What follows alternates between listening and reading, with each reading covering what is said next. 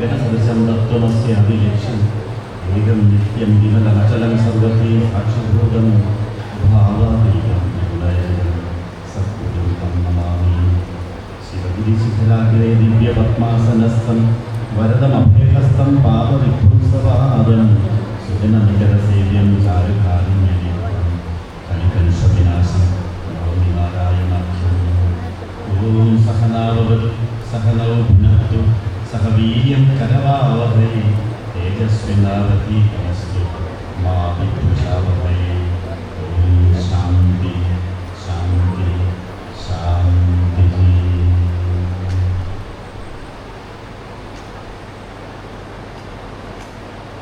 ഏറെ ആദരണീയനായ ഈ യോഗത്തിൻ്റെ അധ്യക്ഷൻ ബഹുമാനപ്പെട്ട SNDP യോഗം വടക്കൻ പറവൂർ യൂണിയൻ്റെ പ്രിയങ്കരനായ union chairman Shri CN Radhakrishnan sir, എനിക്കേറെ ബഹുമാനനും പ്രിയപ്പെട്ടവനുമായ യൂണിയൻ്റെ കൺവീനർ ശ്രീ ഷൈജു മലക്കപ്പടി അവർ, ഏറെ ബഹുമാനപ്പെട്ട യൂണിയൻ കൗൺസിൽ അംഗങ്ങൾ, ബോർഡ് മെമ്പർ പ്രിയപ്പെട്ട SIP, ഈ വേദിയിലുള്ള യൂണിയൻ്റെ ബഹുമാനപ്പെട്ട കൗൺസിൽ അംഗങ്ങളെ, ഏറെ ബഹുമാനിയായ ശീവ ടീച്ചർ ഉൾപ്പെടെ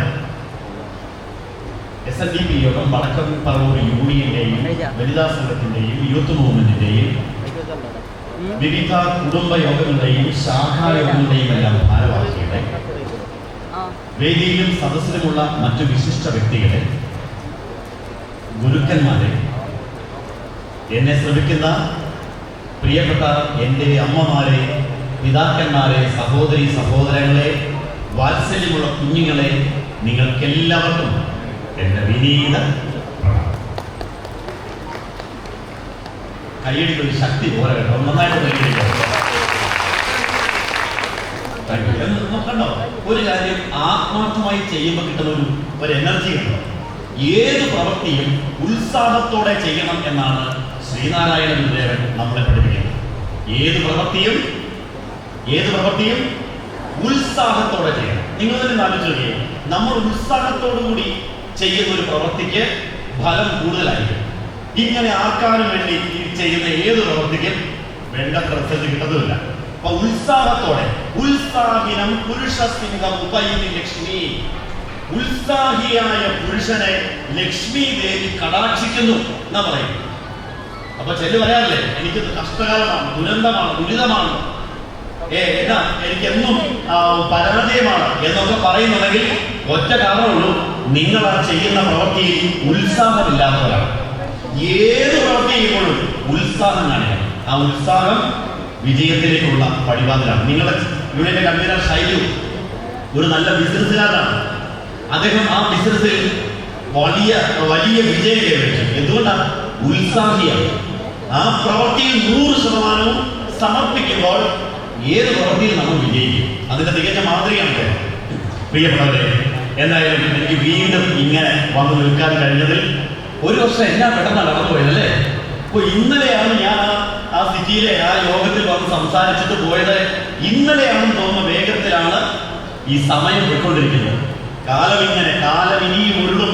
വിഷു വരും, വർഷം വരും, തിരുവോണം വരും, പിന്നെ ഓരോ തളിരിലും പൂ വരും, കായ് വരും എന്ന് പറഞ്ഞ പോലെ ഓരോ വർഷവും ഇങ്ങനെ ദർശനോത്സവങ്ങൾ കടന്നു വരും. അപ്പോഴൊക്കെ ഇങ്ങനെ വരാൻ കഴിയുന്നു എന്നുള്ളത് വലിയൊരു ഭാഗ്യമായിട്ട് ഞാൻ കരുതുന്നു. വീണ്ടും നിങ്ങളോട് ഗുരുവിനെ കുറിച്ച് ചർച്ച ചെയ്യാൻ പറ്റി എന്നുള്ളത് വലിയ ഭാഗ്യമായിട്ട് ഞാൻ വിചാരിക്കുന്നു. പ്രത്യേകിച്ച് വടക്കൻ പറവൂരിലെ ഈ മീറ്റിംഗ് എനിക്ക് ഏറ്റവും പ്രിയപ്പെട്ടതാണ്. കാരണം ഒരു നല്ല മാതൃകാപരമായി പ്രവർത്തിക്കുന്ന ഒരു യൂണിയൻ.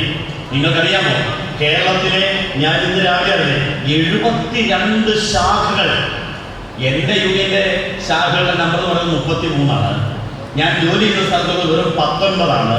അപ്പോൾ 19കാരൊക്കെ വിചാരിക്കുന്നത് നമ്മൾ വലിയ വലിയ സംഭവമാണ്. പക്ഷേ 72 ശാഖകളെ കൂട്ടിച്ചേർത്തുകൊണ്ട് ഒരു മുത്തുമാലയിൽ നൂല് കോർത്ത് വെച്ച്, നൂലിൽ മുത്തുകളെ കോർത്ത പോലെ കൊണ്ടു നടക്കുക എന്ന് പറയുന്നത് അത്ര എളുപ്പമുള്ള ഒരു കാര്യമല്ല. അതുപോലെ അസാമാന്യമായ സംഘടനാ മികവും പാഠവും ഉള്ളവർക്ക് മാത്രമേ അത് സാധിക്കുള്ളൂ. അങ്ങനെ തികഞ്ഞ സംഘാടന മികവിന്റെ ഉത്തമ മാതൃകയാണ് SNDP യോഗം വടക്കൻ പറവൂർ യൂണിയൻ എന്ന് പറയുന്നത്. അപ്പൊ അങ്ങനെ ഒരു യൂണിയനിൽ ഒരു ക്ലാസ് എടുക്കാൻ വരിക എന്ന് പറയുന്നത് ഞങ്ങളെ പോലുള്ള ആളുകൾക്ക് വലിയ ഉന്മേഷവും സന്തോഷവുമാണ്. അപ്പൊ അത് ഞാൻ ആദ്യമേ തന്നെ എല്ലാവരും അറിയിക്കുകയാണ്. വളരെ സുദീർഘമായ ഒരു പഠന ക്ലാസ്സിലൊന്നും ഞാൻ മുതിരുന്നില്ല. വളരെ വേഗം എൻ്റെ വിഷയം പറഞ്ഞ് അവസാനിപ്പിച്ചു കൊള്ളാം. 11 മണിക്ക് നമ്മുടെ ദർശനോത്സവത്തിലെ അടുത്ത സെഷൻ ആരംഭിക്കും. നമ്മുടെ അരേക്കടി സാറ്, അതുപോലെ ഒരുപാട് ഡോക്ടർ സോമൻ സാറ് ഒക്കെ ഇവിടെ വരാനുണ്ട്. അവരുടെയൊക്കെ വാക്കുകൾ വളരെ വിലപ്പെട്ട വാക്കുകളാണ്. അതൊക്കെ നമുക്ക് കേൾക്കേണ്ടതുണ്ട്. അപ്പൊ ചുരുങ്ങിയ സമയങ്ങൾ കൊണ്ട് കുറച്ച് പ്രധാനപ്പെട്ട കാര്യങ്ങളെ ചിന്തിക്കാൻ വേണ്ടിയിട്ടത് ഞാൻ ഇവിടെ എൻ്റെ അഭിസംബോധന ചെയ്തപ്പോഴേ ഏറെ വാത്സല്യമുള്ള കുഞ്ഞുങ്ങളെ എന്നാണ് ഏറ്റവും അവസാനം പറഞ്ഞത്. മാതാപിതാക്കളെ എന്നൊക്കെ പറഞ്ഞു നോക്കിയപ്പോൾ ഇഷ്ടം പോലെ പിതാക്കന്മാരില്ലെങ്കിലും മാതാക്കൾ വന്നിട്ടുണ്ട്. ശരി, ആയിക്കോട്ടെ, അത്രയെങ്കിലും ആയല്ലോ. സഹോദരി സഹോദരന്മാരെ, അതെ, നിങ്ങളെല്ലാം എൻ്റെ സഹോദരി സഹോദരന്മാരാണ്. വാത്സല്യമുള്ള കുഞ്ഞുങ്ങളെ എന്ന് പറഞ്ഞിട്ട് നോക്കിയപ്പോഴാണ് വാത്സല്യം പ്രകടിക്കാൻ ഒരു കുഞ്ഞിനെ പോലും ഈ വേദിയിൽ കാണുന്നില്ല എന്നുള്ളത് വളരെ ദയനീയമായ ഒരു യാഥാർത്ഥ്യമായിട്ട് തോന്നിയാണ്. 1, 2 ഒക്കെ അവിടെയുണ്ട്. ഇത്തരം പിള്ളേരെ ഉള്ളോ ഈ നാട്ടില്? ഇനി അതുപോലെ എവിടെ പോയി നമ്മുടെ ചെറുപ്പക്കാരായ മക്കളൊക്കെ? നിങ്ങളുടെ ചെറുപ്പക്കാരായ മക്കളൊക്കെ എവിടെ പോയി? അവരിത് കേൾക്കണ്ടേ? അവരിത് കേൾക്കണോ വേണ്ടയോ? ഈ ക്ലാസ്സുകളൊക്കെ അവര് കേൾക്കണോ വേണ്ടയോ? അവര് പറയും. ഞാൻ മുൻപ് പറഞ്ഞതാണെങ്കിൽ പോലും ചിലപ്പോൾ ആവർത്തിക്കാൻ പോവാണ്. നമ്മുടെയൊക്കെ വീട്ടിലെ സാധാരണ ഒരു സ്ഥലത്തേക്ക് പോകുമ്പോൾ അച്ഛനും അമ്മയും കൂടെ മാതാപിതാക്കൾ മക്കളെ അനുഗ്രഹിച്ച് പറഞ്ഞയക്കും. മോനെ, മകളെ പോയിട്ട് വാ എന്ന് പറഞ്ഞാൽ മാതാപിതാക്കൾ മക്കളെയാണ് അനുഗ്രഹിച്ച് പറഞ്ഞയക്കുക. പക്ഷേ മക്കള് മാതാപിതാക്കളെ അനുഗ്രഹിച്ച് പറഞ്ഞയക്കുന്നത് എങ്ങോട്ടാണെന്നറിയാമോ? നമ്മുടെയൊക്കെ വീട്ടിലെ മക്കള് മാതാപിതാക്കളെ അനുഗ്രഹിച്ച് പറഞ്ഞയക്കുന്നത് എങ്ങോട്ടാണെന്നറിയാമോ? SNDP പരിപാടിക്ക് പൊക്കോ, 2 പേരും കൂടെ പൊക്കോ, ഇനി വന്നില്ലേ കുഴപ്പമില്ല എന്നാണ് അവരുടെ മനോഭാവം. ശരിയല്ലേ? കാരണം അവർക്കൊറ്റ ഡിമാൻഡേ ഉള്ളൂ, ഞങ്ങളെ വിളിച്ചേക്കരുത്. ഞങ്ങൾക്ക് വേറെ ഒരുപാട് പരിപാടി ഉള്ളവരാണ്, ഞങ്ങളെ വിളിച്ചേക്കരുത്. നിങ്ങൾ 2 കൂടെ പോകുമ്പോൾ ശാപ്പാട് കഴിക്കോ, എന്നാ ചെയ്യും. അപ്പം നമ്മുടെ പിള്ളേർ ഇങ്ങോട്ട് വരുന്നില്ല, യൂത്ത് വരുന്നില്ല. യൂത്ത് മൂവ്മെന്റിന്റെ പരിപാടിക്ക് തന്നെ യൂത്തിനേക്കാൾ കൂടുതൽ മൂത്തതാണെന്നാണ് കണ്ടു മനസ്സിലാക്കുന്ന ഒരു യാഥാർത്ഥ്യം പറയുന്നത്. അപ്പൊ നമ്മുടെ പിള്ളേർ ഇത് കേൾക്കണ്ടേ? നമ്മുടെ കുട്ടികൾ ഇത് പഠിക്കണ്ടേ? വേണോ വേണ്ടേ? വേണം. നമ്മുടെ കുട്ടികൾ ആത്മീയതയിൽ നിന്ന് അകലുന്നുണ്ടോ? എന്നാലോചിച്ച് നമ്മുടെ സ്വന്തം മക്കളുടെ കാര്യം ചിന്തിച്ചാൽ മതി. വേറെ അയൽക്കാരുടെ വീട്ടിലേക്കൊന്നും പോകണ്ട, സ്വന്തം വീട്ടിലേക്ക് നോക്കിയാൽ മതി. ഇത്രയും നാളും അമ്മയുടെ സാരിത്തുമ്പിൽ തൂങ്ങി 5ാം ക്ലാസ്സിലും 6ാം ക്ലാസ്സിലും ഒക്കെ പഠിക്കുന്ന സമയത്ത് കുടുംബയോഗത്തിനും പ്രാർത്ഥനയ്ക്കും വന്നവൻ മീശ മുളയ്ക്കാൻ തുടങ്ങിയപ്പോൾ മടി വന്നു തുടങ്ങി. മീശയ്ക്ക് കനം വെച്ച് തുടങ്ങിയപ്പോൾ അവൻ SNDP പ്രാർത്ഥന എന്നൊക്കെ പറയുന്നത് എന്തോ ഒരു അകൽച്ച, ഒരു വിരക്തി. കുറെ കഴിയുമ്പോൾ അവൻ പറയും, അമ്മ അച്ഛനോട് അവര് അല്ലെ വല്യപ്പനും വല്യപ്പനും നാമം ചൊല്ലിക്കോട്ടെ, ഞാൻ എൻ്റെ മുറി ഇന്ന് പ്രാർത്ഥിച്ചോളാം എന്നവർ പറയും. അങ്ങനെ പതിയെ പതിയെ നമ്മുടെ ചെറുപ്പക്കാർ ഇതിനോട് അകലം പാലിച്ചു തുടങ്ങുന്നു. നിങ്ങൾ ഓർക്കും ഇത് വടക്കൻ പറവൂരിൽ മാത്രമാണെന്നോ? അല്ല കേട്ടോ, ഇതെല്ലായിടത്തും ഞാൻ കാണുന്ന ഒരു വിശ്വാസമാണ്. എല്ലായിടത്തും ഉണ്ട്. യഥാർത്ഥത്തിൽ നമ്മുടെ കുഞ്ഞുങ്ങൾ ഇത് അറിയേണ്ടതിന്റെ ആവശ്യകത എന്താണ്? അവരിത് അറിഞ്ഞിട്ട് എന്തു പ്രയോജനം? അപ്പൊ ചില സ്ഥലത്തൊക്കെ ഈ ബാലജനയോഗത്തിന്റെ ക്ലാസ്സുകളൊക്കെ നിങ്ങളുടെ ശാഖ ഉണ്ടായിരിക്കും അല്ലേ? ബാലജനയോഗം എന്നൊരു സംഭവമുണ്ട്. ഏതാ LKG മുതൽ ഏതാണ്ട് ഒരു 12ാം ക്ലാസ് വരെയുള്ള പിള്ളേരെ, കൊച്ചു പിള്ളേരെ ഒരു സ്കൂള് പോലെ കൊണ്ടുയിരുത്തിയിട്ട് ഗുരുവിനെ കുറിച്ച് പഠിപ്പിക്കുന്ന പരിപാടിയാണ് ബാലജനയോഗം. പിള്ളേര് അതിൽ പോയി പഠിക്കണം. ഞങ്ങളൊക്കെ അങ്ങനെ പഠിച്ചവരാണ് കേട്ടോ. ഞാനൊക്കെ ഇന്ന് നിങ്ങളുടെ അടുത്ത് ഇങ്ങനെയൊക്കെ സംസാരിക്കുന്നുണ്ടെങ്കിൽ ഒരു 10-40 കൊല്ലം മുമ്പ് എൻ്റെ നാട്ടില് ഈട്ടിത്തോപ്പ് എന്ന് പറയും. അവിടെ എല്ലാം മരത്തിന്റെ പേരുണ്ട്. ഈട്ടിത്തോപ്പ്, തേക്കും കാണാൻ, കട്ടപ്പന, ഇങ്ങനെയാണ്. പന, തേക്ക്, ഈട്ടി മരങ്ങളുടെ പേരിൽ അറിയപ്പെടില്ല. അപ്പോ ആ ഈട്ടിത്തോപ്പിലെ ശാഖായോഗത്തിൽ ബാലജനയോഗത്തിൽ പോയി പഠിച്ചതിന്റെ മികവാണ്. ഇങ്ങനെയൊക്കെ ഞാൻ ഇവിടെ നിൽക്കുന്നുണ്ടെങ്കിൽ ഒറ്റ ഉത്തരവുള്ളൂ, ആ ശാഖായോഗം എന്നെ ചെറുപ്പത്തിൽ പഠിപ്പിക്കാൻ തയ്യാറായി. പറഞ്ഞു വന്നു പ്രിയപ്പെട്ടവരെ, അവിടെ ഇപ്പൊ പലപ്പോഴും ബാലജനയോഗത്തിൽ പിള്ളേരെ പറഞ്ഞു കഴിഞ്ഞാൽ ഇവിടുത്തെ അവസ്ഥ എനിക്ക് അറിഞ്ഞൂടാ. പലതും പറയും, അയ്യോ ആകെ ഒരു ഞായറാഴ്ചയുള്ളൂ, കൊച്ചു 10ാം ക്ലാസ്സിലാണ് പഠിക്കുന്നത്, ഫുൾ മാർക്കും മേടിക്കുന്ന കൊച്ചാണ്, +2 പഠിക്കുന്നത്, ഡോക്ടർ ആവേണ്ട കൊച്ചാണ്, IAS ആവേണ്ട കൊച്ചാണ്. ഇല്ലെങ്കിൽ പിന്നെ ഒരു ഞായറാഴ്ച ഡാൻസ്, പാട്ട്, അത് ഇത് എന്തെല്ലാം കാര്യങ്ങൾ പോയാലാണ്. ഇതിനൊക്കെ പിള്ളേരെ എന്നാ കാര്യം? നല്ല ചോദ്യമാണ്. ഇതിനൊക്കെ പോയിട്ട് എന്നാ കാര്യം? ഏതാ SMDP വന്നിട്ട് ഗുരുദേവനെ കുറിച്ച് പഠിച്ചിട്ട് 10ാം ക്ലാസ്സിൽ A+ കിട്ടുമോ? ഗുരുദേവനെ കുറിച്ച് പഠിച്ചാൽ ഒരു വീട് എറുമ്പിനും വരുത്തരുന്ന് പഠിച്ചാൽ A+ കിട്ടുമോ എന്നാ ചോദ്യം. അപ്പൊ അതുകൊണ്ട് എന്റെ കൊച്ചതിന് പോകേണ്ട കാര്യമില്ല. കൊച്ചിന് വേറെ എന്തെല്ലാം പഠിക്കാനുണ്ട്? സ്കേറ്റിംഗ് ഉണ്ട്, ഡാൻസ് ഉണ്ട്, പാട്ടുണ്ട്, അതുകൊണ്ട് ഇതുണ്ട്, എന്തെല്ലാം പഠിച്ചാലാണ്. അപ്പൊ ഇത് പുതിയ തലമുറ പഠിക്കണമോ? അതാണ് നമ്മുടെ ചോദ്യം. നമ്മുടെ മക്കൾ, നമ്മുടെ ചെറുമക്കൾ ഇത് പഠിക്കണോ വേണ്ടയോ? അതിന്റെ ആവശ്യകത ബോധ്യപ്പെടുത്തുകയാണ് എന്റെ ദൗത്യം എന്ന് ഞാൻ വിചാരിക്കുന്നു. നിങ്ങൾക്കറിയാമോ, ഞാൻ ചില ഉദാഹരണങ്ങൾ സൂചിപ്പിക്കാൻ വേണ്ടി ആഗ്രഹിക്കുകയാണ്. ഒരു രണ്ടാഴ്ച മുമ്പാണ് നമ്മയൊക്കെ ഞെട്ടിപ്പിച്ച ഒരു ആത്മഹത്യയുടെ വാർത്ത നിങ്ങൾ കേട്ടിട്ടാണ് ഇല്ലേ?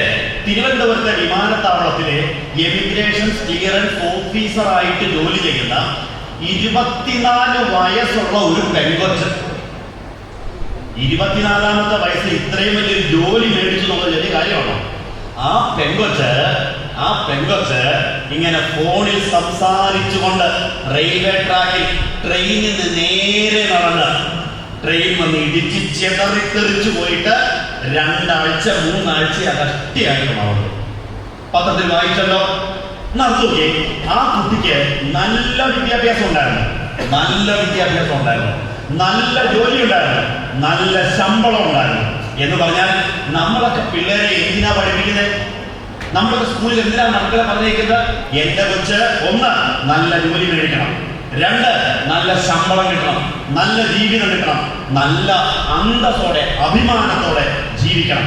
അതിനുവേണ്ടി പഠിപ്പിക്കാവുന്നതിന്റെ ഏറ്റവും നല്ല പഠിപ്പിക്കലേക്ക് നമ്മൾ കൊണ്ടുപോകും.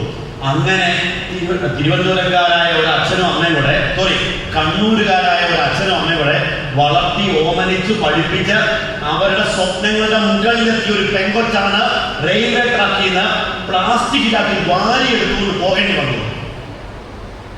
രണ്ടാമത്തെ ഉദാഹരണം, ഒരു 2 മാസം ആയിട്ടേ ഉണ്ടാവുള്ളൂ. 2 മാസം കൊച്ചിയിലെ അസിസ്റ്റന്റ് കമ്മീഷണറായിട്ട് ജോലി ചെയ്യുന്ന IRS ഉദ്യോഗസ്ഥൻ, ഡിഗ്രി ചെറുതല്ല കേട്ടോ, IAS IPS IFS ഒക്കെ പറയുന്ന പോലത്തെ ഉന്നത ജോലിയാണ് IRS-ലായ ഉദ്യോഗസ്ഥൻ വീട്ടിൽ തൂങ്ങി മരിച്ച നിലയിൽ കാണപ്പെട്ടു. തൊട്ടടുത്ത മുറിയിൽ അയാളുടെ പെങ്ങൾ ചില്ലറക്കാരിയല്ല, IAS-കാരിയാണ്. ജാർഖണ്ഡിലെ ഡെപ്യൂട്ടി കളക്ടറായ പെങ്ങൾ അടുത്ത മുറിയിൽ തൂങ്ങി നിൽപ്പുണ്ടായിരുന്നു. ഇവരെ പഠിപ്പിച്ച് ഉത്തരയ്ക്ക് ആക്കിയ നല്ല വിദ്യാഭ്യാസമുള്ള അവരുടെ അമ്മ അടുത്ത മുറിയിൽ മരിച്ചു കിടപ്പുണ്ടായിരുന്നു. ഇവർക്ക് പഠിപ്പില്ലാത്തവരാണോ? വിവരമില്ലാത്തവരാണോ? നമ്മൾ പലപ്പോഴും ഈ ആത്മഹത്യയെ കുറിച്ച് പറയുന്നതന്നെ എന്നാ വിവരക്കേടായി കാണിക്കുന്നത്. നമ്മൾ പറയുമ്പോഴേ അവർക്ക് എന്നാ വിവരക്കേടാ കാണിക്കുന്നത്? ഇവർക്ക് IAS-കാർക്ക് വിവരമില്ലേ, IRS-കാരന് വിവരവും വിവേകവും ഇല്ലേ? എന്നിട്ടും എന്തുകൊണ്ട് അവർ ഈ അവസ്ഥയിലേക്ക് എത്തപ്പെടും? ആലോചനയുണ്ടോ? ഒരു ആത്മഹത്യാ വാർത്ത കേൾക്കുമ്പോൾ നിങ്ങൾ എപ്പോഴെങ്കിലും അങ്ങനെ ഒന്ന് ചിന്തിച്ചിട്ടുണ്ടോ? എന്തായിരിക്കും അവർക്ക് സംഭവിച്ചത്? അവർക്ക് ഈ ഒരു അവസ്ഥയിലേക്ക് എത്താൻ എന്തായിരിക്കും കാരണം എന്ന് ചിന്തിച്ചിട്ടുണ്ടോ? ഒറ്റ ഉദാഹരണത്തോടെ പറയുമ്പോൾ കാര്യങ്ങൾ വളരെ ക്ലിയർ ആവും. പത്തനംതിട്ട ഗവൺമെന്റ് ആശുപത്രിയിലെ ഏറ്റവും നല്ല ഒരു ഡോക്ടർ, MBBS-ഉം MD-യും വരെ റാങ്കോടെ പഠിച്ചു പോയ ഒരാളാണ്. അപ്പൊ ഇന്നലെ 10ാം ക്ലാസ്സിന്റെ റിസൾട്ട് വന്നു. ഈ വിദ്യാലയത്തിൽ നല്ല റിസൾട്ട് ഉണ്ടെന്ന് പറഞ്ഞു. നമുക്കൊരു കാര്യം ചെയ്യാം. അത് ആദ്യമേ ചെയ്യുന്ന കാര്യമായിരുന്നു. ഈ സ്കൂളിലെ 10ാം ക്ലാസ്സിലെ കുട്ടികളെ നല്ല രീതിയിൽ പഠിപ്പിച്ച് അണിയിച്ച് ഒരുക്കി പരീക്ഷ എഴുതിപ്പിച്ച് ഏറ്റവും മികച്ച വിജയം നേടുവാൻ സഹായിച്ച ഈ സ്കൂൾ മാനേജ്മെന്റിനും ഇവിടുത്തെ അധ്യാപകർക്കും ജയിച്ച വിദ്യാർത്ഥികൾക്കും ഒരു കയ്യടി കൊടുക്കാം. ഇതാദ്യം കൊടുക്കേണ്ടതാണ് കേട്ടോ, സാരമില്ല. അപ്പൊ 10ാം ക്ലാസ്സിന്റെ റിസൾട്ട് വന്നു, ഫുൾ A+ കിട്ടി. ഞാൻ ഡയറക്റ്റ് ടീച്ചറോട് ചോദിച്ചു. അപ്പൊ 40-ലേറെ എനിക്ക് തോന്നുന്നു ആ പിള്ളേർക്ക് ഫുൾ A+ നേടാൻ സാധിച്ചു. ചെറിയ കാര്യമാണ്. അപ്പൊ ഈ ഡോക്ടർ ഉണ്ടല്ലോ, MBBS-ഉം MD-യും വരെ ഫുൾ മാർക്കോടുകൂടി ജയിച്ച് പാസ്സായ ആള് 1 വർഷത്തിനടുത്തേ ആയിട്ടുള്ളൂ തന്റെ ക്വാർട്ടേഴ്സിൽ, ആശുപത്രിയോട് ചേർന്നുള്ള ക്വാർട്ടേഴ്സിൽ ആത്മഹത്യ ചെയ്ത നിലയിൽ കാണപ്പെട്ടു. അപ്പൊ രാവിലെ രോഗികൾ വന്ന് നിൽക്കുന്നു, ജീവനക്കാർ വന്ന് നിൽക്കുന്നു, ഡോക്ടർ വരുന്നില്ല. ഡോക്ടറെ തേടി എല്ലാവരും കൂടി താമസ സ്ഥലത്ത് വരുമ്പോൾ മുറി അകത്തുനിന്ന് പൂട്ടിയേക്കുവാണ്. പിന്നെ സെക്യൂരിറ്റിനെയോ പോലീസിനെയോ ഒക്കെ വിളിച്ചു വരുത്തി വാതില് തല്ലിപ്പൊളിച്ച് അകത്ത് കയറിയപ്പോൾ ഡോക്ടർ ആത്മഹത്യ ചെയ്ത് കിടക്കുന്നു. അപ്പോ ഈ ഡോക്ടർ ആത്മഹത്യ ചെയ്തതിന്റെ കാരണം എന്താണ്? എല്ലാവരും ചോദിക്കൂല എന്നെ പറ്റിയേ എന്തായിരിക്കും കാരണം? കാരണം ഒരു പേപ്പറിൽ എഴുതി അയാളുടെ കട്ടിലിന്റെ സൈഡിൽ ഭിത്തിയിൽ ഒട്ടിച്ചു വെച്ചിട്ടുണ്ടാകും. ആ പേപ്പറിൽ ആത്മഹത്യയുടെ കാരണം എഴുതിയിരുന്നത് ഇങ്ങനെയാണ്: തോറ്റുപോയി എല്ലാ അർത്ഥത്തിലും, തോറ്റുപോയി എല്ലാ അർത്ഥത്തിലും. എന്റെ പ്രിയപ്പെട്ടവരെ, ഞാൻ നിങ്ങൾ പറഞ്ഞതുപോലെ ഇത്രയും വലിയ ഡിഗ്രിയും ബിരുദങ്ങളും വരെ ഉന്നത മാർക്കോടെ ജയിച്ചിട്ടും ഈ ഡോക്ടർ തോറ്റുപോയത് ഏത് വിഷയത്തിലായിരിക്കും? അത് പറഞ്ഞിട്ട് മതി ഈ ക്ലാസ്. ഈ ഡോക്ടർ തോറ്റുപോയ വിഷയത്തിന്റെ പേരെന്താണ്? പറഞ്ഞു ഏതാ? കണക്കിലായിരുന്നു അല്ലേ? ഏത് വിഷയത്തിലാണ് തോറ്റുപോയത്? ജീവിതം എന്ന വിഷയം. നമ്മൾ ആരും അങ്ങനെ ഒരു വിഷയത്തെ കുറിച്ച് അധികം ആലോചിക്കാറില്ല. അതിങ്ങനെ പൊക്കോളൂല്ലോ എന്നാണ്. അണ്ണാനെ മരകേറ്റം പഠിപ്പിക്കേണ്ട കാര്യമൊന്നും പറഞ്ഞിട്ടുണ്ട്. ഇങ്ങോട്ടൊക്കെ ഉണ്ട് അറിഞ്ഞിട്ടുണ്ട്. ഞങ്ങളുടെ അത് ഇഷ്ടം പോലെ മരങ്ങളും അണ്ണാന്മാരും ഉള്ളതുകൊണ്ടായിരിക്കും അവിടെ ഇപ്പോഴും പറയും അണ്ണാൻ കുഞ്ഞിനെ മരകേറ്റം പഠിപ്പിക്കേണ്ടതെന്ന് പറഞ്ഞത്. നമ്മുടെ ചിന്തയില് അതങ്ങ് ജീവിച്ചോളുന്നേ. പിള്ളേർ ഇങ്ങോട്ട് വന്നു കഴിയുമ്പോൾ അവരങ്ങ് ജീവിച്ചോളുന്നത്. പക്ഷേ നോക്കൂ, ഇത്രയേറെ ഡിഗ്രിയും ബിരുദങ്ങളും ഒക്കെയുള്ള ഈ ആളുകളൊക്കെ ജീവിതത്തിൽ തോറ്റുപോയി. IAS IPS ജയിച്ചു, ജീവിതത്തിൽ തോറ്റുപോയി. ശരിയല്ലോ? അങ്ങനെയാണെങ്കിൽ പ്രിയപ്പെട്ടവരെ, നിങ്ങൾ ആരെങ്കിലും ജീവിതത്തിൽ തോൽക്കാൻ ആഗ്രഹിക്കുന്നവരാണോ? പറ. അല്ല. നിങ്ങളുടെ മക്കൾ തോറ്റുപോകണം എന്ന് ആഗ്രഹിക്കുന്നവരാണോ? അല്ല. അങ്ങനെയാണെങ്കിൽ എന്റെ ചോദ്യം ഇതാണ്: ജീവിതം ജയിക്കാൻ വേണ്ട വിഷയമേതാണ്? ഈ ജീവിതമാകുന്ന പരീക്ഷയെ, അതൊരു വലിയ പരീക്ഷണം കേട്ടോ. ശരിയല്ലേ? ഈ ജീവിതമാകുന്ന പരീക്ഷ എന്ന് പറയുന്നത് ഒരു വലിയ പരീക്ഷണമാണോ അല്ലയോ? നിങ്ങളൊക്കെ അത് എഴുതിക്കൊണ്ടിരിക്കുന്നവരല്ലേ? നിങ്ങളൊക്കെ എത്രയോ നാളുകളായിട്ട് ആ പരീക്ഷ എഴുതിക്കൊണ്ടിരിക്കുകയാണ്. ചിലടത്തൊക്കെ തോക്കാറുണ്ട്, എന്നാൽ പോലും തട്ടിമുട്ടി നമ്മൾ ജയിക്കും. ജയിച്ചാൽ നിങ്ങൾ ഇവിടെ വന്നിരിക്കുന്നത്. ജീവിതമാകുന്ന പരീക്ഷ അനായാസം ജയിക്കാൻ വേണ്ട പരിശീലനത്തിന് പറയുന്ന പേരാണ് ആത്മീയത. മറന്നുപോയേക്കല്ലേ? ആത്മീയത. ശരിയായ ആത്മീയത ഒരു വ്യക്തിയെ ജീവിത പരീക്ഷണങ്ങളെ തരണം ചെയ്യാൻ പ്രാപ്തനാക്കുക തന്നെ ചെയ്യും. ശരിയായ ആത്മീയത. ഈ ആത്മീയത പഠിപ്പിക്കാനുള്ള വേദികളാണ് ദർശനോത്സവങ്ങൾ, ബാലജന യോഗങ്ങൾ എന്നൊക്കെ പറയുന്നത്. അപ്പോൾ ഇത് നിങ്ങൾ മാത്രം ജയിക്കേണ്ട പരീക്ഷയാണോ? അല്ല. നമ്മുടെ മക്കളും കൂടി ഇവിടെ വന്നിരിക്കണ്ടേ? അവരും കേൾക്കണ്ടേ? അവർക്കും ഒരു പുതിയ വെളിച്ചം കിട്ടണ്ടേ? അപ്പൊ പ്രിയപ്പെട്ടവരെ, മറന്നുപോയേക്കരുത്. അടുത്ത വർഷം മക്കൾ അനുഗ്രഹിച്ച് പറഞ്ഞു വയ്ക്കാൻ തുടങ്ങും. പറയണം, മക്കളെ നമ്മൾ ഒരുമിച്ച് അങ്ങോട്ട് അനുഗ്രഹിക്കപ്പെട്ട് പോയേക്കാം, അതുകൊണ്ട് വന്നേ പറ്റുള്ളൂ എന്ന് പറയണം കേട്ടോ. അതുകൊണ്ട് കുട്ടികളിൽ കേൾക്കണം, കുട്ടികൾ ഈ ആത്മീയത പഠിക്കണം.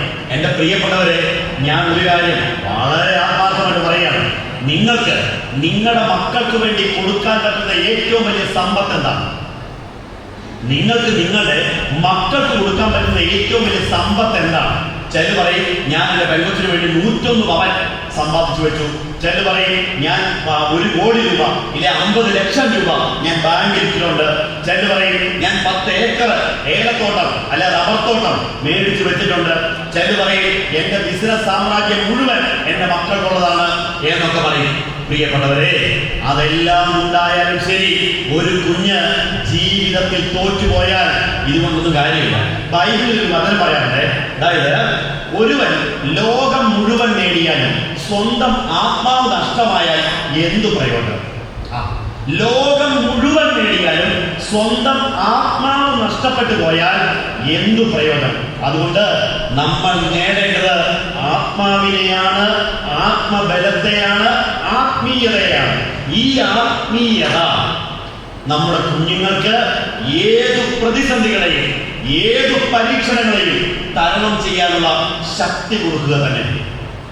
അതാണ് ആത്മീയതയുടെ ബലം എന്ന് പറയുന്നത്. ശ്രീനാരായണ ഗുരുദേവൻ ദൈവദശകം തുടങ്ങുന്നത് തന്നെ അത് നല്ല ഭംഗിയായിട്ട് പഠിപ്പിച്ചോളാണ്. ദൈവദശകം ആരംഭിക്കുന്നത് എങ്ങനെയാണ്? ദൈവമേ കാത്തുകൊള്ളുകു കൈവിടാതിങ്ങു ഞങ്ങളെ നാവികൻ നീ ഭവാബ്ധിക്ക് ഒരാവി വൻ തോണി നിൻപ. അവിടെ ഗുരു തുടക്കത്തിലെ പറയാണ്, എന്താണ് ഈ ജീവിതം എന്ന് പറയാനുണ്ടല്ലോ, ഒരു കടൽ യാത്രയാണ്. കടലിൽ കൂടെ പോകുമ്പോ എന്നാ പ്രത്യേകത? കടലിൽ കൂടെ പോകുമ്പോ കടൽ അനങ്ങാതിരിക്കുമോ? കടലിൽ കൂടെ പോകുമ്പോ കാറ്റ് വീശാണ്ടിരിക്കുമോ? തിരമാല അടിക്കാണ്ടിരിക്കുമോ? വലിയ തിമിംഗലങ്ങളും സ്രാവുകളും വരാണ്ടിരിക്കുമോ? കടൽ എത്ര ആഴമേറിയതാണ് ഇല്ലേ? അപ്പൊ ഈ കടലിൽ കൂടെ യാത്ര ചെയ്യുമ്പോൾ ഒരുപാട് പ്രശ്നങ്ങൾ ഉണ്ടാകും, അത് സ്വാഭാവികമാണ്.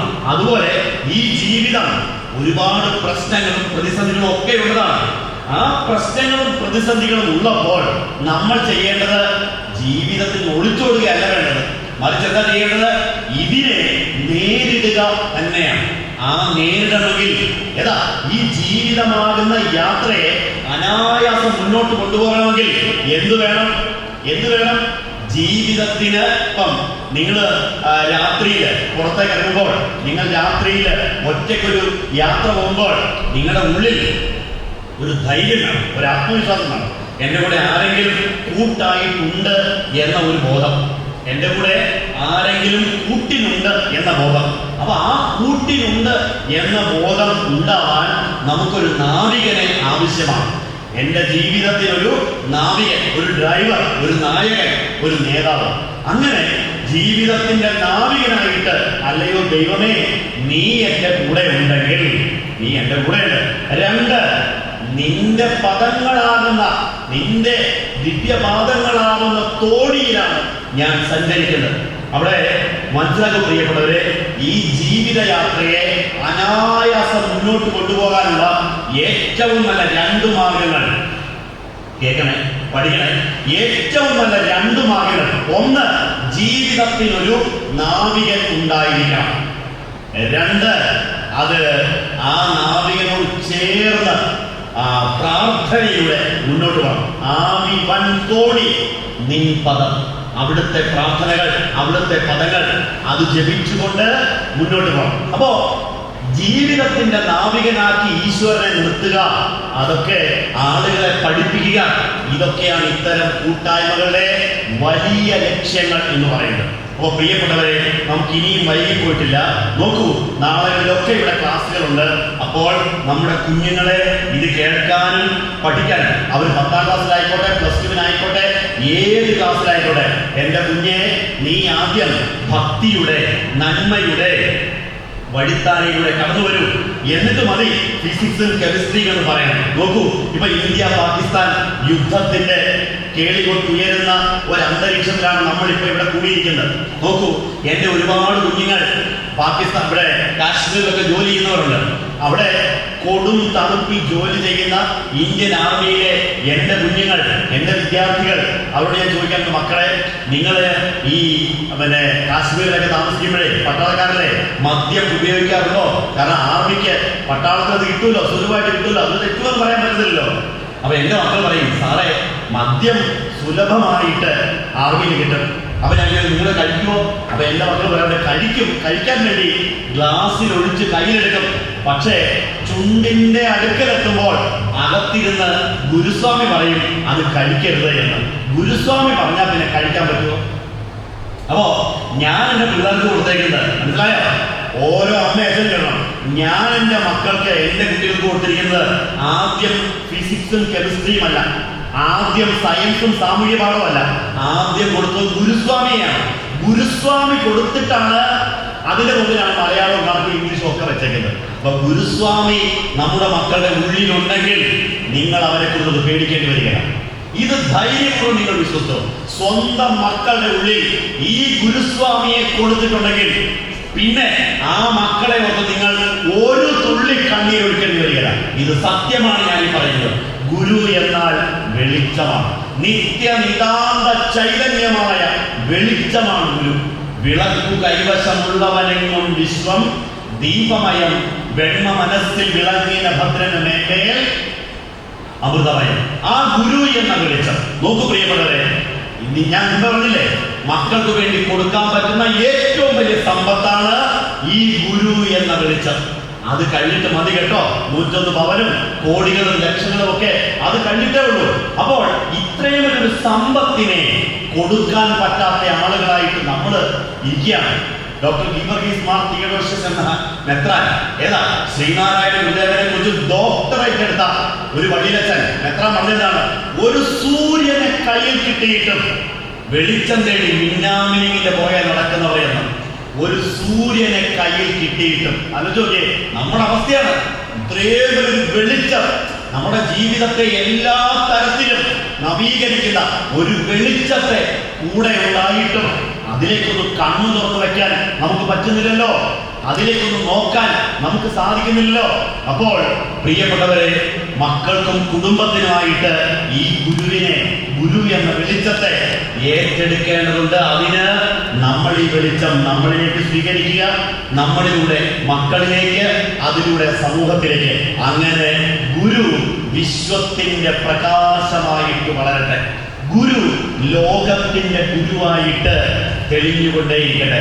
ആ ഗുരുവിന് മാത്രമേ സമാധാനത്തെ സൃഷ്ടിക്കാൻ സാധിക്കുള്ളൂ, യുദ്ധങ്ങളെ അവസാനിപ്പിക്കാൻ സാധിക്കുള്ളൂ. ഇപ്പൊ നമ്മള് അതിർത്തിയിൽ പാകിസ്ഥാനും കാശ്മീരും ഒക്കെ അവിടെ ജീവിക്കുന്ന ആളുകളുടെ അവസ്ഥ ചിന്തിച്ചിട്ടുണ്ടോ? അവിടെ താമസിക്കുന്നവരുടെ അവസ്ഥ ചിന്തിച്ചിട്ടുണ്ടോ? അല്ലെ?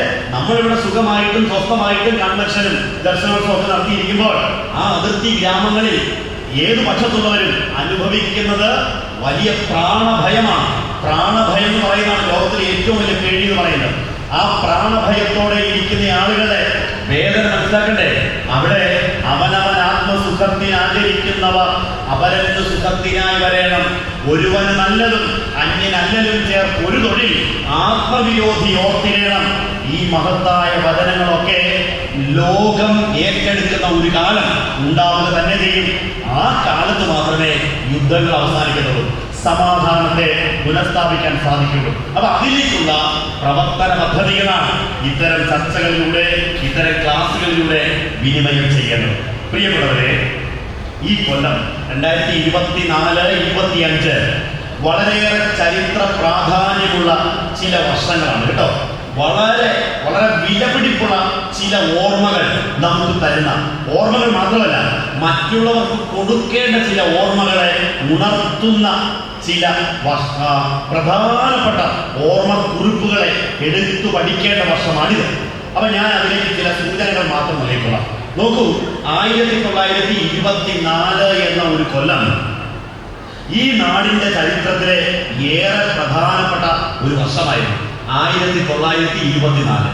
ഇത് 2024 കഴിഞ്ഞു, 2025 മെയ് മാസമേ ആയിട്ടുള്ളൂ. അപ്പോ ഈ 24ന്റെ പ്രാധാന്യം എന്ന് പറയുന്നത് നമുക്കറിയാം. ഈ ലോകത്താദ്യമായിട്ട് ഒരു എന്താ പറയാ സമബുദ്ധിയോടെയും സമഭക്തിയോടെയും എല്ലാവരും എല്ലാ മതങ്ങളും പഠിക്കണം എന്ന കാഴ്ചപ്പാടോടുകൂടി ഒരു സർവമത സമ്മേളനം നടത്തിയത് 1924 ആലുവയിലെ അദ്വൈതാശ്രമത്തിന്റെ സന്നിധിയിലായിരുന്നു. ആലുവയ്ക്ക് തൊട്ടടുത്ത് കിടക്കുന്ന ആളുകളോട് ഞാൻ അതിനെക്കുറിച്ച് പറഞ്ഞു തന്ന കാര്യമൊന്നുമില്ല. ഈ മണ്ണിൽ നടത്തപ്പെട്ട ഒരു സമ്മേളനം നടന്നു.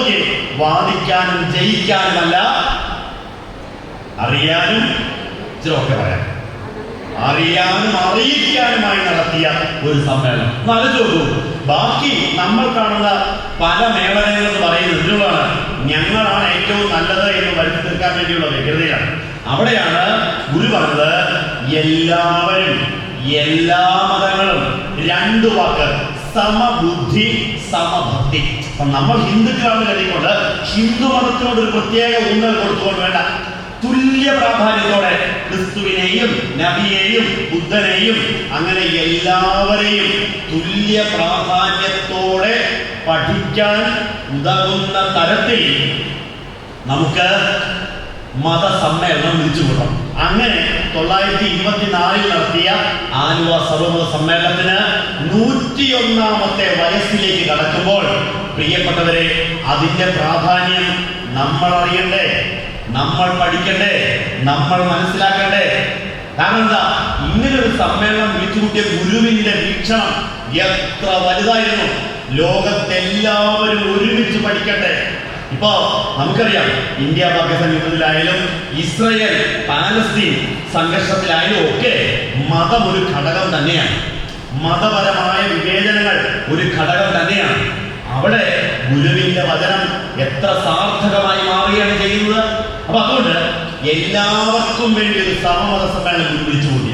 നോക്കൂ പ്രിയപ്പെട്ടവരെ, അത് 1924 അങ്ങനെ ഒരു മഹാസമ്മേളനം അരങ്ങേറി എന്ന് പറയുന്നത് ഒരു ചെറിയ കാര്യമാണോ? അതിന്റെ വില എത്ര വലുതാണ്, അതിന്റെ മൂല്യം എത്ര വലുതാണ്. അപ്പൊ നമ്മൾ ചെയ്യേണ്ടത് ഈ സമ്മേളനത്തിന്റെ മഹത്വത്തെ നമ്മൾ അറിയണം, നമ്മൾ ഉൾക്കൊള്ളണം. ഒപ്പം നമ്മുടെ അയൽപക്കത്തുള്ള ഹിന്ദുക്കളോടും ക്രിസ്ത്യാനികളോടും മുസ്ലിങ്ങളോടും ഒക്കെ ഇത് പറഞ്ഞു കൊടുക്കണം. ഏതാ ഈ ഗുരു ഉണ്ടല്ലോ, ശ്രീനാരായണ ഗുരു. കേവലം SNDP-ക്കാരുടെ ഗുരു നാം ഗുരുവിനെ കുറിച്ച് വല്ലതും പറയാറുണ്ട്. SNDP-ക്കാരുടെ ഗുരുവാണ്, മഞ്ഞക്കൊടി പിടിക്കുന്നവരുടെ നേതാവാണ് എന്നൊക്കെ പറഞ്ഞ് ഒതുക്കാൻ ശ്രമിക്കുമ്പോൾ ഈ ഗുരുവാണ് ലോകത്താദ്യമായിട്ട്, ഞാൻ ചിക്കാഗോയിലെ സർവ്വമത സമ്മേളനത്തെ തള്ളിക്കളയുന്നില്ല, പക്ഷേ പൂർണ്ണ അർത്ഥത്തിൽ എന്ന് ഞാൻ ആദ്യം പറഞ്ഞു കഴിഞ്ഞു, സമ്പൂർണ്ണ അർത്ഥത്തിൽ നടത്തപ്പെട്ട സമ്പൂർണ്ണ ആദ്യ സർവ്വമത സമ്മേളനം ആലുവായി വിളിച്ചു കൂട്ടിയതിന് 100 വർഷം തികയുമ്പോൾ അതിന്റെ മഹത്വം എല്ലാവരിലേക്കും പകർന്നു കൊടുക്കാനുള്ള ഉത്തരവാദിത്വം നമുക്കാണുള്ളത്. അതിന്റെ ശതാബ്ദി ഉദ്ഘാടനം ചെയ്ത ആരാണ്? ശതാബ്ദി, അതിന്റെ 100ാം പിറന്നാളെ ഉദ്ഘാടനം ചെയ്ത ആരാണ്? ഇന്നലെയാണ് പുതിയ മാർപ്പാപ്പയെ പ്രഖ്യാപിച്ചത്. ഇന്നലെയാണ്. ഇതിന് തൊട്ടു മുമ്പാണ് ഫ്രാൻസിസ് മാർപ്പാപ്പയാണ് റോമിൽ വെച്ച് അത് പ്രഖ്യാപിച്ചത്. ആഗോള കത്തോലിക്ക സഭയുടെ തലവനായ മാർപ്പാപ്പ ഫ്രാൻസിസ് മാർപ്പാപ്പ അന്ന് പറഞ്ഞറിയാമോ? ശ്രീനാരായണ ഗുരുവാണ് പഠിപ്പിച്ചത് മനുഷ്യരെല്ലാം ഒരു കുടുംബമാണ് എന്ന്. ആ ഫ്രാൻസിസ് മാർപ്പാപ്പ അത് തിരിച്ചറിഞ്ഞു. ശ്രീനാരായണ ഗുരുവാണ് പഠിപ്പിച്ചത് മനുഷ്യരെല്ലാം ഒരു കുടുംബം എന്ന് പഠിപ്പിച്ചത്. അപ്പം അതിന്റെ ശതാബ്ദിയിൽ എത്തുമ്പോൾ നമ്മൾ ഈ വചനത്തിന്റെ പ്രാധാന്യം, ആ സമ്മേളനത്തിന്റെ മഹത്വം മിനിമം നമ്മുടെ അയൽപക്കങ്ങളോടെങ്കിലും പറയണ്ടേ? ഏതാ നമ്മുടെ തൊട്ടടുത്തിരിക്കുന്ന അന്നക്കുട്ടി ചേട്ടത്തിയോടും സൈനതയോടും സുലൈമാനോടുമെങ്കിലും നമ്മളിതൊന്ന് പറയണോ വേണ്ടേ? അത് ഓർമ്മിക്കണം. അപ്പൊ അത് ചരിത്രം നമ്മളെ ഓർമ്മിപ്പിക്കുന്ന ഒരു മഹത്തായ കാര്യമാണ്. അതിനെ ഓർക്കാൻ സാധിക്കണം. അടുത്ത ഒരു ശതാബ്ദി വളരെ പ്രധാനപ്പെട്ടത് തന്നെയാണ്. അത് വൈക്കം സത്യാഗ്രഹത്തിന്റെ ശതാബ്ദിയായിരുന്നു. വൈക്കം സത്യാഗ്രഹം, വൈക്കത്തമ്പലത്തിൽ പോയിട്ടില്ലേ നിങ്ങൾ? നരനായി ഇങ്ങനെ ജനിച്ചു ഭൂമിയിൽ നരകവാരി നടുവിൽ ഞാൻ, നരകത്തീന്നെ കരകേറ്റിയിടണം. എത്ര കാലമായില്ലെന്ന് നോക്കിയിട്ട് അല്ലേ? തിരുവൈക്കം വാഴും ശിവശംഭോ. അപ്പോ ഈ വൈക്കം സത്യാഗ്രഹം എന്ന് പറയുന്നത് വൈക്കത്തപ്പനെ കാണാൻ വേണ്ടിയുള്ള സമരമായിരുന്നില്ല. ആ അമ്പലത്തിന്റെ അകത്ത് കയറുന്നൊന്നും നമ്മുടെ ആഗ്രഹമേ ആയിരുന്നില്ല. അമ്പലത്തിന്റെ പുറമേയുള്ള വഴിയെ കൂടെ നടക്കാൻ വേണ്ടി നടത്തിയ ഒരു സമരം. അല്ലെ, വൈക്കത്തെ അമ്പലത്തിന്റെ മതിലിന്റെ പുറമെ നടക്കാൻ വേണ്ടി നടത്തിയ സമരമാണ് വൈക്കം.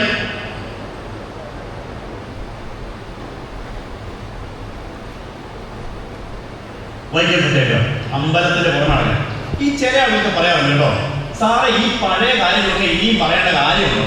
ഏതാ നമ്മള് ചില പ്രഭാഷകന്മാർക്ക് വേദി വരുമ്പോ അവർ പണ്ടത്തെ മാവ് വയ്ക്കാൻ പറ്റാത്ത കാര്യവും ഈ വഴിയെ നടക്കാൻ പറ്റാത്ത കാര്യവും ഒക്കെ പറയുമ്പോ ചെല്ലു പറയുക, ഇതൊക്കെ പണ്ടത്തെ കാര്യം, ഇനിയും പറയേണ്ട കാര്യമുണ്ടോ? ഇനിയും പറയേണ്ട കാര്യം ഉണ്ടോ? ഇനി പറയേണ്ട കാര്യം ഉണ്ടോ? കടന്നു പോയില്ലേ, കഴിഞ്ഞു പോയില്ലേ? 2 മാസമായിട്ടുള്ളൂ. കേരളത്തിലെ ഒരു അമ്പലത്തിൽ, കേരളത്തിലെ ഏതമ്പലം നിങ്ങൾ പറയണം, കേരളത്തിലെ ഒരു അമ്പലത്തിൽ ഈ സമുദായത്തിൽപ്പെട്ട ഒരുത്തൻ മാല കെട്ടിയാൽ അത് ഞങ്ങൾ ഭഗവാന് കൊടുക്കൂല, അർച്ചിക്കൂല എന്ന് പറഞ്ഞ 6 തന്ത്രിമാരെ ലീവ് എടുത്തിട്ട് 2-3 മാസമായിരുന്നു. ഏതമ്പലത്തില? ഇരിങ്ങാലക്കുടയിലെ കൂടൽമാണിക്യം അമ്പലത്തിൽ. ഒറ്റ ഡിമാൻഡേ ഉള്ളൂ, ജാതി ഇതായിപ്പോയി. ഈ ജാതിയിൽപ്പെട്ടവൻ മാല കെട്ടിയാൽ ഭഗവാനിടാൻ പറ്റത്തില്ല. പണ്ടത്തെ കാര്യമാണോ? അല്ല. അതുകൊണ്ട് എനിക്കൊന്നേ പറയാനുള്ളൂ, വന്ന വഴി മറക്കാൻ പാടില്ല. അത്രയേ ഉള്ളൂ. അതിനുവേണ്ടി ഓർമ്മിച്ച വന്ന വഴി മറക്കാൻ പാടില്ല. കവി പറഞ്ഞിട്ടുണ്ട്, നമ്മൾ ഓർക്കുക നമ്മളെങ്ങനെ നമ്മളായെന്ന്. അതുകൊണ്ട് ചരിത്രം പറയുമ്പോൾ ഇതൊക്കെ പണ്ടത്തെ കാര്യമില്ല എന്ന് പറഞ്ഞുകൊണ്ട് വെറുതെ കൊണ്ട് തമസ്കരിച്ച് കളയരുത്. ചരിത്രം ഓർക്കുന്നവർക്ക് മാത്രമേ ഈ സ്വാതന്ത്ര്യത്തിന്റെ വിലയും മൂല്യവും മനസ്സിലാവുള്ളൂ. ചരിത്രത്തിന്റെ പാഠങ്ങൾ ഉൾക്കൊള്ളുന്നവർക്ക് മാത്രമേ ഇന്ന് നമ്മൾ അനുഭവിക്കുന്ന സ്വാതന്ത്ര്യത്തിന്റെ വിലയും മൂല്യവും മനസ്സിലാവുള്ളൂ. ഒരു കാര്യം ഒരുപാട് ചേർത്ത് പറഞ്ഞേക്കാം. നമ്മളിപ്പോ ഇന്നത്തെ കാലത്ത് കൊച്ചിന്റെ കല്യാണം, എവിടെ കൊച്ചിന്റെ കല്യാണം? ഗുരുവായൂരില്. ഓ എപ്പോ അതോ 300 കല്യാണമാണ്. അതിന്റെ കൂട്ടത്തിൽ ഒരു കല്യാണം എന്റെ കൊച്ചിന്റെ ഭാഗ്യം. ശരി, ഉണ്ണിക്ക് ഊണ് കൊടുക്കുന്നത് എവിടെയാണ്? ചോറ്റാനിക്കരയില്. ശരി, കൊച്ചിനെ അക്ഷരം എഴുതിക്കുന്നത് എവിടെയാണ്? മൂകാംബിക പനച്ചിക്കാട്. ഇവിടെ എങ്ങും നിന്നേക്കരുത്.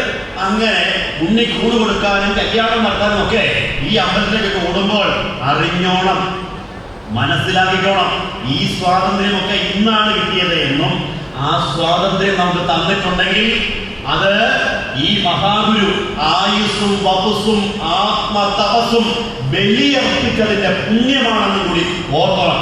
അതുകൊണ്ട് നിങ്ങൾ ഏത് അമ്പലത്തിൽ പോയാലും കുഴപ്പമൊന്നുമില്ല, ഏത് അമ്പലത്തിൽ പോയാലും ദോഷമില്ല. പക്ഷേ ആ അമ്പലത്തിന്റെ ഗോപുര നട കടക്കുമ്പോൾ ആ ഗോപുര നടയിൽ തൊട്ടു തൊഴുതിട്ട് പറയണം, എന്റെ ഗുരുസ്വാമി നന്ദിയുണ്ട് കേട്ടോ, ഈ ഭഗവാന്റെ അടുക്കലേക്ക് എനിക്ക് കയറാൻ പറ്റുന്നുണ്ടല്ലോ എന്നൊരു നന്ദി വാക്ക് പറഞ്ഞേക്കണം. നന്ദി ഇല്ലാത്തവരെ സഹായിക്കാൻ ആരെങ്കിലും പറ്റുമോ? ഒരു മനുഷ്യനുണ്ടായിരിക്കേണ്ട ഏറ്റവും പ്രധാനപ്പെട്ട ക്വാളിറ്റി ഏതാണ്? ഒരു മനുഷ്യനുണ്ടാവേണ്ട, മനുഷ്യന്റെ മൃഗത്തിനായാലും ശരി, ഉണ്ടാവേണ്ട ഏറ്റവും വലിയ ക്വാളിറ്റി ഏതാണ്? ക്വാളിറ്റി ഏതാണ്? നന്ദി. നന്ദി. നന്ദി ആരോട് ഞാൻ ചൊല്ലേ? നന്ദി. നമ്മുടെ വീട്ടിലൊരു വാക്യം, ഒരു പണിയും ചെയ്യാതെ 4 നേരം മൃഷ്ടാന്നം ഭുജിച്ചുകൊണ്ട് ഒരു പണിയും ചെയ്യാതെ ചുമ്മാ ഇരിക്കുന്ന ഒരു പാർട്ടിയുണ്ട്. ആരാന്നറിയാമോ? പ്രത്യേകിച്ച് ഒരു പണിയില്ല. പക്ഷെ നമ്മള് ഭക്ഷണത്തിന്റെ കാര്യത്തിൽ ആ ചങ്ങാതിയെ മറക്കത്തില്ല, വെറുപ്പിക്കത്തില്ല, സമയാസമയത്ത് അവിടെ കൊടുത്തിരിക്കും. ആരാ? പ്രത്യേകിച്ച് ഒരു പണിയില്ല. വല്യപ്പനാണ്. ആരാത്? വീട്ടിലെ പട്ടി. ശരിയല്ലേ? എന്നാ കാര്യമില്ല. അവന് പണ്ടെന്നോ കൊടുത്ത ഒരു ബിസ്ക്കറ്റ്, ഒരു നേരത്തെ ചോറ്, അത് മതി. എപ്പ കണ്ടാലും അവന്റെ ആ വാലാട്ടിച്ചുണ്ടല്ലോ, ആ ചിരി, ആ സ്നേഹം, ആ നന്ദി അതിനെ മറക്കാൻ നമുക്ക് പറ്റത്തില്ല. ആ നന്ദിയെ നമ്മൾ കഴിച്ചില്ലെങ്കിൽ പോലും അവന്റെ കാര്യത്തിൽ വീഴ്ച പറ്റില്ല. എന്നുവെച്ചാൽ അതാണ് നന്ദിയുടെ ബലം. അപ്പോൾ ഈ നന്ദി നമുക്ക് ഈ ഗുരുവിനോടുണ്ടാവണം. കാരണം എന്നാ, നമുക്ക് ഇത്രയൊക്കെ തന്നത് ആരാണ്? നമുക്ക് ഈ കാണാൻ സൗഭാഗ്യം എല്ലാം തന്നത്. പലരും പറയും ഞാൻ പണിയെടുത്തുകൊണ്ടാണെന്ന്. ഞാൻ വലിയ സംഭവമായിട്ട് ഒന്നുമല്ല. പണ്ടും ഈ പണിയൊക്കെ ഉണ്ടായിരുന്നു. നമുക്ക് പണ്ടും ഇതിനേക്കാളൊക്കെ ജോലി ഉണ്ടായിരുന്നു. പക്ഷേ നമ്മൾ ഇന്ന് മാത്രമാണ് അതിന്റെ ഗുണഫലം അനുഭവിക്കുന്നത്. പണിയെടുക്കുന്നതിന്റെ ഫലം ഇന്നാണ് കിട്ടി തുടങ്ങിയത്. അപ്പൊ അതുകൊണ്ട് ഇന്ന് ഏത് അമ്പലത്തിൽ പോയാലും ശരി, ഏത് ആരാധനാലയത്തിൽ പോയാലും നിങ്ങൾ ആദ്യം ഈ ഗുരുവിനോട് നന്ദി പറഞ്ഞേക്കണം. എങ്കിലേ അമ്പലത്തിലെ ഭഗവാൻ നിങ്ങളുടെ പ്രാർത്ഥനയുള്ളൂ. അല്ല നിങ്ങൾ വെറുതെ പോയി പ്രാർത്ഥിക്കാന്നുള്ളതേ ഉള്ളൂ, വഴിപാട് കഴിക്കാന്നുള്ളതേ ഉള്ളൂ. ആ ഭഗവാൻ ആദ്യം നോക്കുന്നത് ആ ഗുരുവിനോട് അവൻ നന്ദി പറഞ്ഞിട്ടുണ്ടോ എന്നാണ്. കാരണം അവനെ ഇവിടെ എത്തിച്ചത് ഈ ഗുരുവാണ്. അപ്പൊ ആ ഗുരുവിനോട് നന്ദി പറയണം. അപ്പൊ വൈക്കം സത്യാഗ്രഹത്തെ ഓർക്കുമ്പോൾ അതിന്റെ ചരിത്ര പ്രാധാന്യം പഠിക്കണം, തലമുറയ്ക്ക് പറഞ്ഞു കൊടുക്കാം. മക്കളെ, ഇന്ന് നമ്മളിവിടെ എല്ലാ അമ്പലത്തിലും പോകുന്നു, എല്ലാ അമ്പലത്തിലും നമുക്ക് സ്ഥാനങ്ങൾ കിട്ടുന്നു, പരിഗണന കിട്ടുന്നു, നമ്മൾ അതിന്റെ കമ്മിറ്റിക്കാരാണ്, ഒക്കെ ശരി തന്നെ. പക്ഷേ ഇതിനൊക്കെ നമുക്ക് സൗകര്യം തന്നത്, ഈ പള്ളിക്കൂടം ഇവിടെ ഉണ്ടാക്കുവാൻ, ഇത് നടത്തുവാൻ, ഇവിടെ പഠിക്കുവാൻ, അക്ഷരം എഴുതുവാൻ നമുക്ക് അനുവാദം നൽകിയത് നമ്മുടെ ഗുരുവിന്റെ കാരുണ്യമാണ്. അങ്ങേ തിരുവുള്ളൂരുകാരൻ വിനിയോഗമാണ്. ആ വിനിയോഗത്തെ കുറിച്ച് ഓർക്കാനും ചിന്തിക്കാനും വൈക്കം സത്യാഗ്രഹത്തിന് 100 കൊല്ലം തികയുമ്പോൾ നമ്മൾ ശ്രമിക്കേണ്ടതല്ലേ? അതോ അത് വെറുതെ മറന്നുപോയാൽ മതിയോ? പോരാ. ചരിത്രം ഓർമ്മിക്കാനുള്ളതാണ്, ചരിത്രം പഠിക്കാനുള്ളതാണ്. രണ്ടാമത്, ഇനി അടുത്ത വളരെ പ്രധാനപ്പെട്ട മറ്റൊരു ശതാബ്ദി എന്ന് പറയുന്നത് അത് മഹാത്മാഗാന്ധിയും ശ്രീനാരായണ ഗുരുദേവനും തമ്മിൽ കണ്ടുമുട്ടിയതിന്റെ 100ാം വയസ്സാണ്. 1924 മാർച്ച് 11. ഒന്ന് അറിയിച്ചോക്കേ, ഇപ്പതേ 25 മാർച്ച് 11. ഇതാ നോക്കൂ, കൃത്യം 100 വർഷം. ഏപ്രിൽ മെയ് 2 മാസം കൂടെ ആയിട്ടുള്ളൂ. 100 വർഷം മഹാത്മാഗാന്ധിയും മഹാഗുരുവും തമ്മിൽ കണ്ടുമുട്ടി. അതിനകത്ത് പ്രത്യേകത, ശ്രീനാരായണ ഗുരുദേവനും ഗാന്ധിയും തമ്മിൽ കണ്ടുമുട്ടിയതിന്റെ എത്ര പ്രത്യേകത. ഗുരുദേവൻ ആരെയൊക്കെ കണ്ടിരിക്കുന്നു, ഈ ഗാന്ധിയെ കണ്ടിരിക്കുന്ന മഹത്വം എന്താണ്? പ്രത്യേകതയുണ്ട്. നോക്കൂ, ശിവഗിരിയിൽ വന്ന് ഗുരുവിനെ കാണുന്നത് വരെ മഹാത്മാഗാന്ധി ചാതുർവർണ്ണ്യത്തിന്റെ വക്താവ് തന്നെയായിരുന്നു. എന്നുവെച്ചാൽ ബ്രാഹ്മണൻ, ക്ഷത്രിയൻ, വൈശ്യൻ, ശൂദ്രൻ അതൊക്കെ ഉള്ളത് തന്നെ എന്ന് പറഞ്ഞ കൂടുതലാണ്. അതുള്ളത് തന്നെ ഗുരുവിനോടും പറഞ്ഞു. സ്വാമി പറയുന്നുണ്ടല്ലോ, ഈ ഒരു മതം ഒരു ജാതിക്കൊക്കെ മനുഷ്യന്മാരെ കണ്ടാൽ അറിയത്തില്ല ജാതിയുള്ളത്. നിങ്ങൾ അങ്ങോട്ട് നോക്കിക്കേ, കണ്ടറിയാൻ പറയും. ചില വെളുത്ത് കൊടുത്തിരിക്കുന്നു, ചില കറുത്തിരിക്കുന്നു. അപ്പൊ ഈ ആളുകളെ കാണുമ്പോ തന്നെ ജാതിയൊക്കെ മനസ്സിലാവുന്ന ഗുരുദേവന്റെ അടുത്ത് എത്രയോ പേര് പറഞ്ഞേക്കണം, ആളുകളെ കണ്ടാൽ അറിയാം ജാതി ഏതാണെന്ന്. നമ്മൾ തന്നെ പറയാറുണ്ടല്ലോ ചില കണ്ടിട്ട് ഇതായിരിക്കും എന്നാണ്. അപ്പോ ജാതി കണ്ടാൽ അറിഞ്ഞൂടെ? ഇത് ജാതിയൊക്കെ ന്യായമാണ്.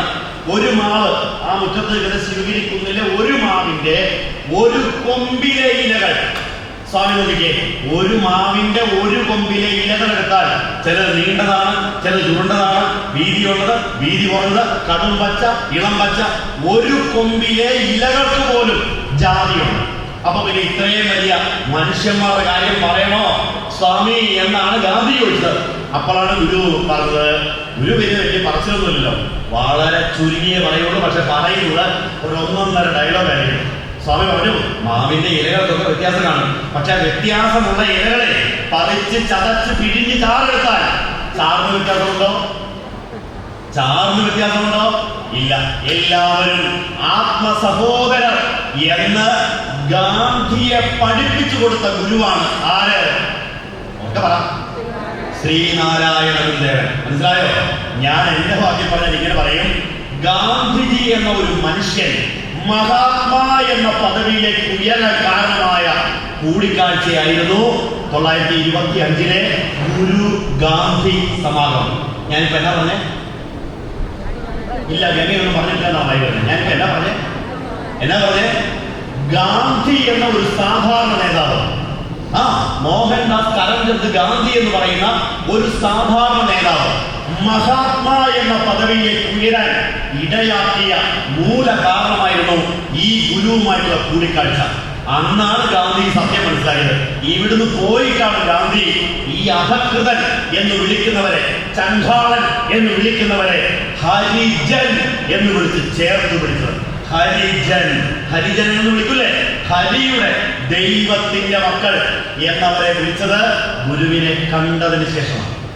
അപ്പൊ കണ്ടോ, ഇത് നമ്മളത് മനസ്സിലാക്കേണ്ട ഈ കാര്യം, നമ്മളിത് പഠിക്കണ്ടേ, ഈ ചരിത്രം നമ്മൾ ഓർമ്മിക്കണ്ടേ. അപ്പൊ അങ്ങനെ ആ ശതാബ്ദിക്ക് 100 വർഷമാവുന്നു. ഗാന്ധിയും ഗുരുവും തമ്മിൽ കണ്ടുമുട്ടിയതിന്റെ ശതാബ്ദിക്ക് എത്ര വയസ്സ്? 100 വയസ്സാകുന്നു. ഇനി വളരെ പ്രധാനപ്പെട്ട മറ്റൊരു ശതാബ്ദി, അത് മഹാകവി കുമാരനാശാനുമായിട്ട് ബന്ധപ്പെട്ടതാണ്. കുമാരനാശാൻ SNDP യോഗത്തിന്റെ ആദ്യത്തെ സെക്രട്ടറിയാണ് മഹാകവി കുമാരനാശാൻ. SNDP യോഗത്തിന്റെ ആദ്യത്തെ സെക്രട്ടറി, SNDP യോഗത്തിന്റെ ആദ്യ പ്രസിഡന്റ്, SNDP യോഗത്തിന്റെ ആദ്യ പ്രസിഡന്റ് എന്നാണ് വടക്കൻ പറവൂരിൽ ഇങ്ങനെ ഇരിക്കുന്നേ? ആദ്യ പ്രസിഡന്റ് ശ്രീനാരായണ ഗുരുദേവൻ. ശ്രീനാരായണ ഗുരുദേവൻ തെളിച്ചു തന്നൊരു ദീപശിഖ, കെടാവ് ഞങ്ങൾ സൂക്ഷിക്കും, തലമുറ കൈമാറും. അതിന്റെ മുദ്രാവാക്യമുണ്ട്. ഗുരു കൊളുത്തിയ സംഘടനയാണ് SNDP.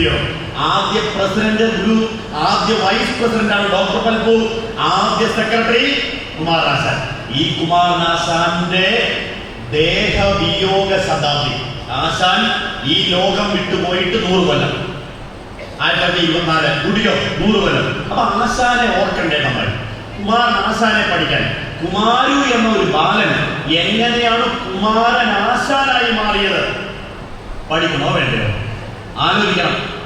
കായിക്കര കുമാരു എന്ന ഒരു സാധാരണ കുട്ടിയെ ഗുരുദേവനാണ് അരുവിപ്പുറത്തേക്ക് കൂട്ടിക്കൊണ്ടു പോകുന്നത്. അവിടെ നിർത്തി പഠിപ്പിച്ചു. പഠിപ്പ് അവിടുത്തെ കഴിയുമ്പോൾ പറഞ്ഞു നേരെ ബാഗ് എടുക്കാൻ പറഞ്ഞു ബാംഗ്ലൂരിലേക്ക്. ബാംഗ്ലൂരിൽ കൊണ്ട് ഡോക്ടർ പൽപുവിന്റെ വീട്ടിൽ കൊണ്ടയാക്കി. എന്നിട്ട് ഗുരുദേവൻ പറഞ്ഞു, കുമാരുവിനെ ഇംഗ്ലീഷ് പഠിപ്പിക്കണം. ആലോചിച്ചോക്കെ, ഗുരുവിന്റെ ഒരു കാഴ്ചപ്പാട് ആലോചിച്ചോക്കെ. കുമാരുവിനെ ഇംഗ്ലീഷ് പഠിപ്പിക്കണം. ബാംഗ്ലൂരിലും മദ്രാസിലും കൽക്കട്ടയിലും വിട്ട് പഠിപ്പിച്ചു. പഠിത്തം കഴിഞ്ഞ് തിരിച്ചു വന്നപ്പോൾ കുമാരനോട് പറഞ്ഞു, ശൃംഗാരമൊഴികെ എഴുതാമല്ലോ. കവിത അവന്റെ വാസന എഴുത്തിലാണ് കേട്ടോ. അച്ഛനമ്മമാർ മനസ്സിലാക്കിക്കോണം. നമ്മൾ ഈ പിള്ളേരോട് നീ ഡോക്ടറായാൽ മതി നമ്മളല്ല പറയുന്നത്, കുട്ടികൾ സ്വയം തീരുമാനിക്കണം. അപ്പോൾ ഗുരുവിനെ അറിയാമായിരുന്നു ഈ കുമാരു ഒരു നല്ല എഴുത്തുകാരനാവും. അതുകൊണ്ട് അവരോട് പറഞ്ഞു ശൃംഗാരമൊഴികെ എഴുതാമല്ലോ എന്ന്. അങ്ങനെ കുമാരുവിന് നല്ലൊരു വിഷയം വേണമല്ലോ. കാരണം അന്ന് വരെ ഈ മലയാള സാഹിത്യം മുഴുവൻ കൃഷ്ണനും രാധയും ഗോപികമാരും രാമനും സീതയും ഒക്കെ കൂടെയുള്ള കളികളും പാട്ടുകളും ഉള്ളൂ. അപ്പൊ പിന്നെ മലയാളത്തിലേക്ക് ഒരു പുതിയ ഒരു നൂതനമായ കാവ്യ സംവിധാനത്തെ കൊണ്ടുവരണം. കുമാരനെ വിഷയത്തെ അന്വേഷിച്ചിരിക്കുമ്പോൾ എന്റെ ഗുരുവിന് പെട്ടെന്നൊരു വയ്യായിക, ഒരസുഖം, അത് കൂടി വരുന്നു. നേരെ പാലക്കാടുള്ള ജൈനിമേട്ടിലാണ് ഗുരുവിനെ താമസിപ്പിച്ച് പരിചരിച്ചത്. ഗുരുവിനെ വല്ലാണ്ട് രോഗാവസ്ഥയിൽ കിടപ്പാണ്, മരിച്ചു പോകുമെന്നൊരു ആശാൻ വിചാരിച്ചു കാണും. അങ്ങനെ മരുന്ന് കൊടുക്കും. ആശാൻ ഇങ്ങനെ ഗുരുവിനെ നോക്കി, കഷ്ടം, എന്റെ ഗുരുവിന് ഇങ്ങനെ വന്നല്ലോ, ഏതാ ഗുരുസ്വാമിക്ക് ഇങ്ങനെ ഒരു വയ്യായിക വന്നല്ലോ എന്നോർത്ത് വിഷമിച്ച് ആ ആശ്രമത്തിന്റെ മുമ്പിൽ വന്ന് എത്തുമ്പോൾ ആശാൻ കാഴ്ച കണ്ടു. താണ്ടെ മണ്ണിൽ കുറെ പൂക്കൾ വീണ് കിടക്കുന്നു. ഇന്നലെ വരെ കാറ്റത്തുലഞ്ഞാടി വിലസുന്ന ആ പൂക്കൾ ഇന്ന് മണ്ണിൽ പൊഴിഞ്ഞു കിടക്കുന്നു. ആശാൻ ഒരു വലിയ പാഠമായിരുന്നത് ശ്രീ ഭൂവില സ്ഥിര, ഐശ്വര്യം സ്ഥിരമല്ലെന്നേ. ഇന്ന് കാണുന്നതൊക്കെ നാളെ ഉണ്ടാവാൻ നിർബന്ധമില്ല, ഇത് മാറിപ്പോയിക്കൊണ്ടേയിരിക്കും. അത് ആ പൂവിനെ കണ്ടുകൊണ്ട്, മണ്ണടിഞ്ഞു കിടക്കുന്ന പൂവിനെ കണ്ടുകൊണ്ട്, ആ പൂവിനെ നായകനാക്കിക്കൊണ്ട് ആശാന്റെ മനസ്സിൽ ഒരു കവിത മുളപൊട്ടി. ഓർമ്മയുണ്ടോ? ഹാ പുഷ്പമേ അധിക തുംഗപദത്തിലെത്ര ശോഭിച്ചിടുന്നിതൊരു രാജ്ഞി കണക്കയേറി ശ്രീഭൂവിൽ അസ്ഥിരമസംശയമിന്നു നിന്റെ ആഭൂതിയിങ്ങു പുലരെങ്ങു ഇടപ്പിതോത്താൽ ലാളിച്ചു പെറ്റലതയൻകൊടു ശൈശവത്തിൽ പാലിച്ചു പല്ലവപുടങ്ങളിൽ വെച്ചു നിന്നെ ആലോലവായു ചെറുതൊട്ടിലുമാട്ടി താരാട്ടാലാപമാർന്നു മലരേ ദലമരങ്ങൾ. ഓർമ്മയുണ്ടോ? മലയാളത്തിൽ ഖണ്ഡകാവ്യ പ്രസ്ഥാനത്തിൽ ഏറ്റവും നവീനമായ ഒരു കാവ്യ സംസ്കാരത്തെ കൊണ്ടുവന്ന വീണപ്പൂവ് അന്നാണ് എഴുതിയത്. അത് എഴുതി തീർന്ന ഫുൾ സ്റ്റോപ്പ് ഇട്ട് കഴിഞ്ഞപ്പോൾ അകത്തുനിന്നൊരു ശബ്ദം, കുമാരു കവിത പൂർത്തിയാക്കിയോ? ആരുടെ ചോദ്യം? വയ്യാണ്ട് കിടക്കുന്ന ഒരാൾ അകത്തുണ്ടല്ലോ, തീരെ വയ്യാണ്ട് ഇപ്പൊ പോകുന്നു പറഞ്ഞോണ്ട് ചോദ്യം പറഞ്ഞാൽ തന്റെ ശിഷ്യന് ഒരു പുതിയ കവിതാലോകത്തേക്ക് പ്രവേശിക്കാൻ ഗുരു എടുത്തണിഞ്ഞ ഒരു ലീലാപടമായിരുന്നു ആ രോഗാവസ്ഥ എന്ന് പറയുന്നത്. അങ്ങനെയാണ് മലയാളത്തിൽ നൂതനമായ കാവ്യ സംസ്കാരം ഉദയം ചെയ്തത്. ആ ആശാനെ പഠിക്കാൻ SNDP യോഗത്തിന്റെ സെക്രട്ടറി ആശാന്റെ സംഭാവനകളെ പഠിക്കാൻ, കുമാരൻ ആശാൻ എഴുതിയ കവിതകളെ പഠിക്കാൻ, ആശാന്റെ കൃതികൾ ഓർക്കുന്നില്ലേ? ചന്തമേറിയ പൂവിലും ശബളാഭമാശലഭത്തിലും ആശാന്റെ കൃതികൾ. ഇല്ലെങ്കിൽ ഈ വല്ലിയിൽ നിന്ന് ചെമ്മേ പൂക്കൾ പോകുന്നിതാ. ഇതെല്ലാം പഠിക്കാനും ഓർമ്മിക്കാനും വേണ്ടിയുള്ള വർഷം കൂടിയാണ് ഇത്. ഇനി മറ്റൊരു ശതാബ്ദി എന്ന് പറയുന്നത്, ഇപ്പൊ ഇവിടെ ഈ ഹോമം നടത്തിയില്ലേ, ഈ ഹോമമന്ത്രം ഗുരു എഴുതിയിട്ടുണ്ട്. ഗുരു തന്ന ഹോമമന്ത്രം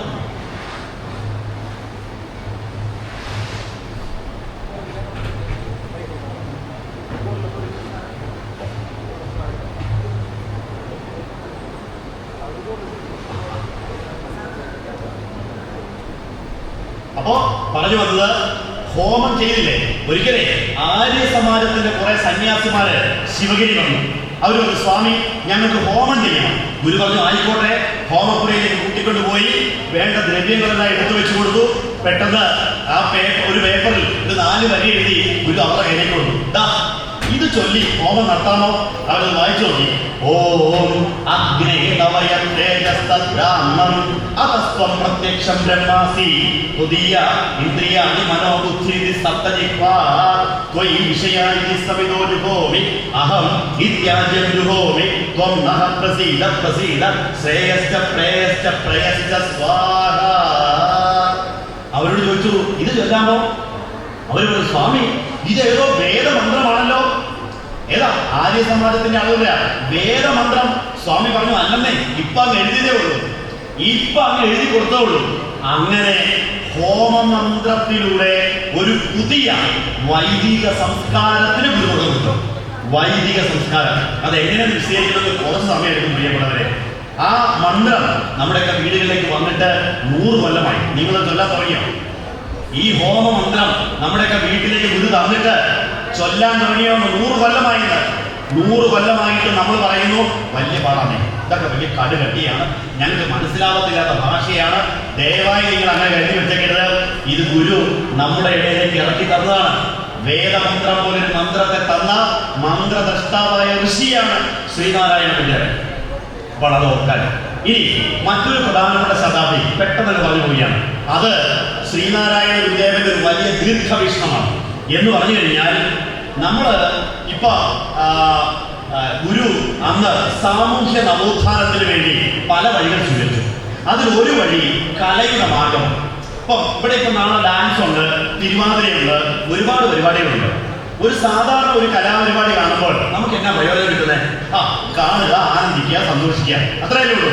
പക്ഷെ കലയിലൂടെ മനുഷ്യനൊരു മാറ്റം ഉണ്ടാവണം, മോദവും ബോധവും ഉണ്ടാവണം. എന്തു പറഞ്ഞ മോദവും ബോധവും ഉണ്ടാവണം. അതിനുവേണ്ടി ഗുരു ആവിഷ്കരിച്ച ഒരു കലാരൂപമുണ്ട്. ആ കലയുടെ പേരാണ് ഗുരു ആവിഷ്കരിച്ച ഒരു കല. സത്യദേവൻ എന്നൊരു ശിഷ്യനെ ഗുരു വിളിച്ചു. ഈ സത്യദേവൻ ആള് മിടുക്കനാണ്. എന്തിന്റെ കാര്യത്തില്? സത്യദേവന് പാടാനും അറിയാം, പ്രസംഗിക്കാനും അറിയാം. മനസ്സിലാക്കണേ, പാട്ട് പാടാനും അറിയാം, പ്രസംഗിക്കാനും അറിയാം. ഗുരു സത്യദേവനെ വിളിച്ചു, കൂടെ കുമാരൻ ആശാനെ വിളിച്ചു. ഇതിന് പറഞ്ഞു, കുമാരന്റെ ആ ചണ്ടാല ഭിക്ഷുരി എന്ന ആ പാട്ടിലെ ചണ്ടാല ഭിക്ഷുരി, അത് സത്യദേവന് പാട്ടും പ്രസംഗവുമായിട്ട് എഴുതി കൊടുക്കണം. അവനത് പാടി നടക്കട്ടെ എന്ന് പറഞ്ഞു. അങ്ങനെ സത്യദേവൻ ചണ്ടാല ഭിക്ഷുരി എന്ന കവിത പാട്ടും പ്രസംഗവുമായിട്ട് എഴുതി വടക്കൻ പറമ്പൂരിലാണ് അത് ആദ്യമായിട്ട് അവതരിപ്പിച്ചത്. അന്ന് രൂപം കൊണ്ട കലാരൂപമാണ് ഏത്? കഥാപ്രസംഗം. കഥാപ്രസംഗത്തിന് വയസ്സ് 100 പ്രിയപ്പെട്ടവരെ. കഥാപ്രസംഗത്തിന് വയസ്സ് 100. അപ്പോ നോക്കൂ, ഒരു കാലത്തെ ഇവിടെയൊക്കെ ഇപ്പൊ മോഹൻലാൽ വരുന്നു, മമ്മൂട്ടി വരുന്നു പറഞ്ഞു കഴിഞ്ഞാൽ ആവേശത്തോടു കൂടിയാണ്.